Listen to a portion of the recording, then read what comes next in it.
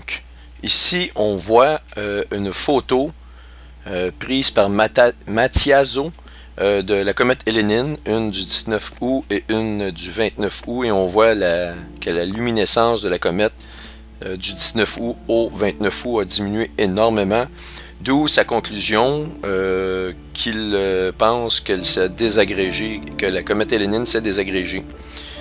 On voit ici dans spaceweather.com un article autant temps pour une fin du monde. Eh bien, c'est le titre de l'article. Et là, ici, on parle que la comète Hellénine, bien connue pour toutes ses prédictions inappropriées et incorrectes et imprécises sur sa menace pour la Terre, apparaît se désagréger. Donc, appears to be breaking apart. Ça dit pas qu'elle a, ça dit apparaît. Donc, il faut faire attention. Ici, il y a une prudence qui est mise. Elle semble. C'est bien ça qu'il est dit. On n'a pas dit oui, oui, elle est désagrégée. Et on se base à dire qu'elle apparaît se désagrégée parce que c'est pour ça que je vous parle de la comète linéaire. C'est que la comète linéaire a agi très semblablement à ce que la comète Hellénine nous fait actuellement, c'est-à-dire que la comète linéaire a perdu énormément de luminescence avant de se désagréger. Donc, c'est pour ça que bon, l'astronome Matiazo arrive à la conclusion que selon lui, elle s'est désagrégée. Et pourquoi qu'il dit ça? Ben ici, on voit de spaceweather.com le 29 août 2011. Il dit oui, il dit j'ai observé effectivement la comète linéaire au mois de juillet 2000. Ça me rappelle bon, que c'était vraiment spectaculaire.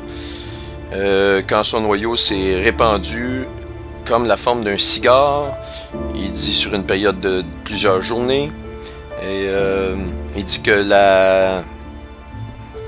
il dit que la comète Hellénine se désagrège d'une façon similaire, mais un petit peu moins spectaculaire visuellement.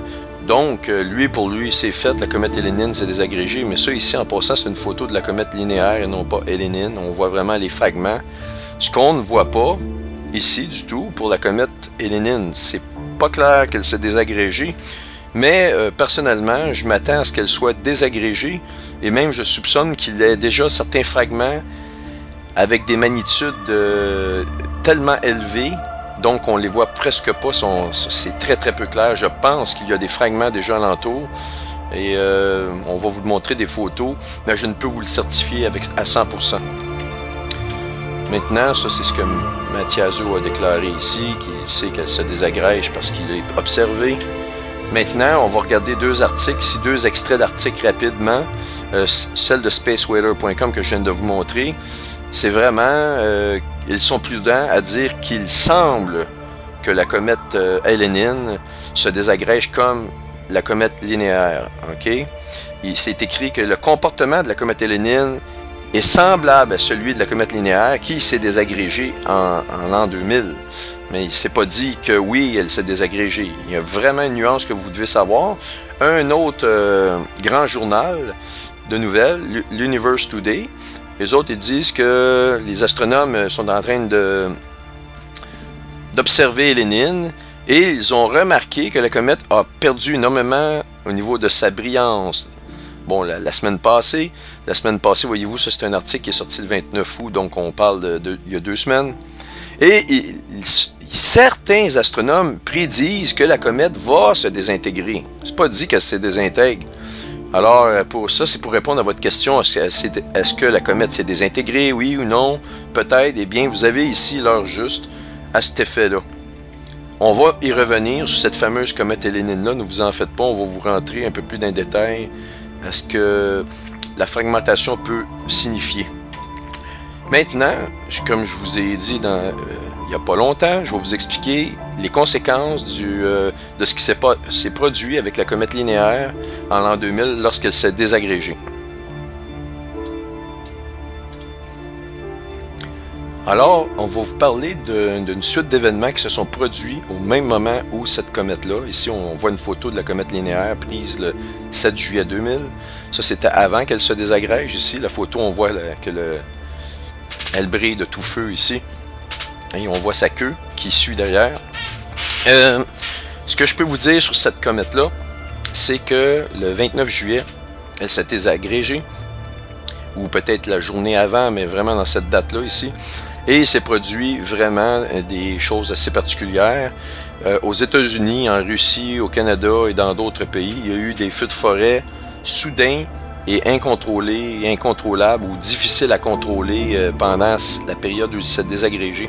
Et ce qui est assez fascinant, et vous allez voir ici, l'histoire est authentique, c'est, premièrement, l'astronome Mark Kidger, ici qu'on voit, et il a dû arrêter son observation de la comète linéaire le 29 juillet 2000 à cause qu'il y a eu des feux de forêt extrêmement graves alentour de son observatoire, qui est un observatoire professionnel. Je vais vous montrer une photo de l'observatoire bientôt. Et il a dû cesser parce que le feu devenait vraiment, vraiment dangereux. Il menaçait l'installation de l'observatoire où il était. Donc, ils ont été évacués.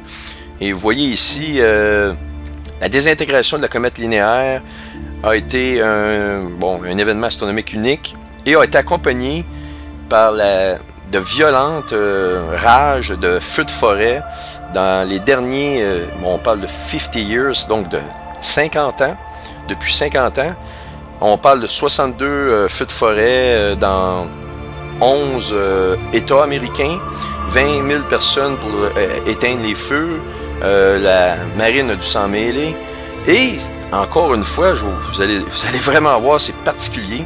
Il y a un message qui a été donné aux hommes par les astronomes, parce que les astronomes observent et pensent qu'ils ont beaucoup de connaissances, mais il y a beaucoup de choses, de phénomènes qui vont se produire, dont la venue de Nibiru, qu'ils ne comprendront pas. Ils vont rester vraiment surpris de voir ces choses-là arriver.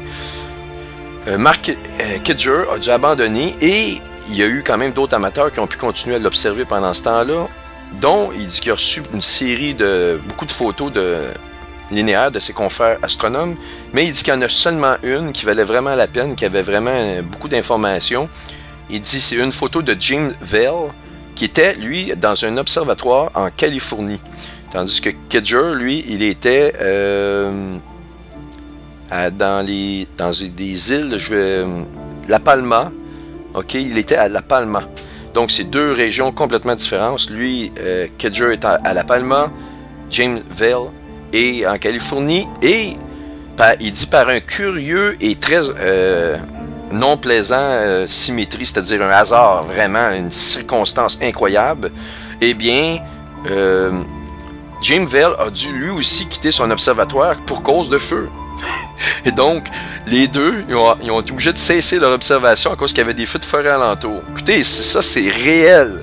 Et, comme la NASA nous le dit, les comètes ne sont que des petites boules de neige poussiéreuses qui fondent dans l'espace, qu'il n'y a aucun risque, il n'y a absolument aucun problème avec ça.